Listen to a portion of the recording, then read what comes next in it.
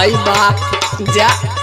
का ही करेला हो देख के हमके हमेशा यहाँ तमाशा उतरल हो का। अरे तमाशा तो उतरल बा कि देसी मुर्गी बिलाइती बोल ढेर बोलवाइबू तो खुल जाई पोल। ऐसन है ना ढेर ऐठा मत का बोले चाहत हुआ हो। सुना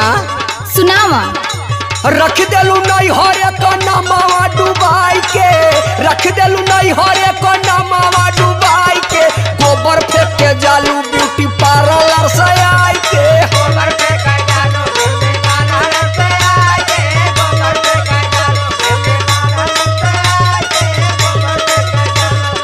पार्लर से आई के हो पार्लर से आई के गोबर फेंक के जालू ब्यूटी पार्लर से आई के गोबर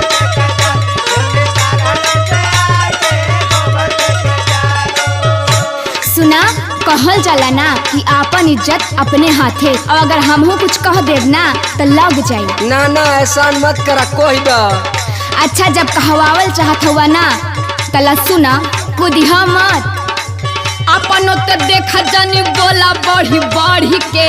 अपनो तो देख जानी बोला बढ़ी बढ़ी के बकरी चरावा तारा हेने भी बढ़ी के बकरी चरावा तारा हेने भी बढ़ी के बकरी चरावा तारा हेने भी बढ़ी के बकरी चरावा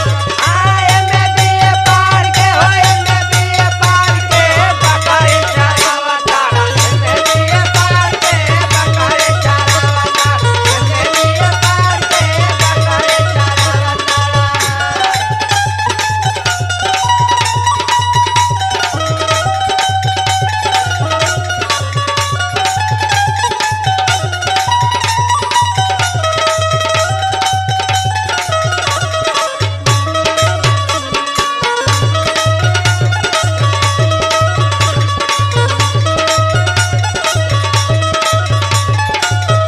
अरे हम एमए कैले हैं कि बीए कैले हैं हमार डिग्री क्यों देखल थोड़ी है तो हाथ लौकत हो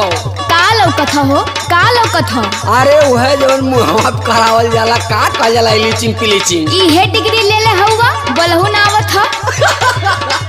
मथवा पे हमारे ना लिखल बाटे डिगरी ना लिखल बाटे डिगरी ना लिखल बाटे डिगरी ना लिखल बाटे डिगरी ना लिखल बाटे डिगरी तोहरा के देखते केहू के मुंडा बिगड़ी केहू के मुंडा बिगड़ी केहू के मुंडा बिगड़ी केहू के मुंडा बिगड़ी केहू के मुंडा बिगड़ी मथवा पे हमारे ना लिखल बाटे डिगरी तोहरा के देखते केहू के मुंडा बिगड़ी फायदा कौन है यार इस कराई के फायदा कौन है यार इस कराई के गोबर फेंक के जालू ब्यूटी पार्लर से आई के गोबर फेंक के जालू ब्यूटी पार्लर से आई के गोबर फेंक के जालू ब्यूटी पार्लर से आई के गोबर फेंक के जालू पार्लर से आई के हो पार्लर से आई के गोबर फेंक के जालू ब्यूटी पार्लर से आई के गोबर फेंक के जालू ब्यूटी पार्लर से आई के गोबर फेंक के जालू।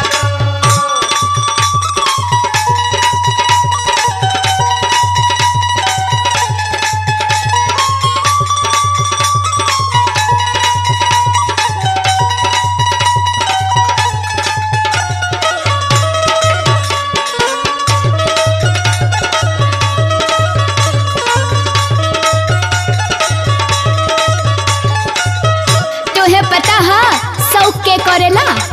के करेला भाई तनी बतावत जे करे रहला का हो हई हई हई कड़क कड़क नोटिया पैसा रही जे करे शौक उहे करी।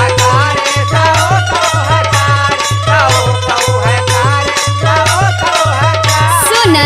जे करन आटी खाली देखी देखी जारी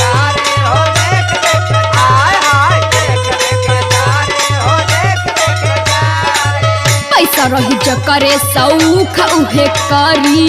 जकरा न आटी खाली देखी देखी जारी पर नहीं पैबा बाबू हमारा से लड़ के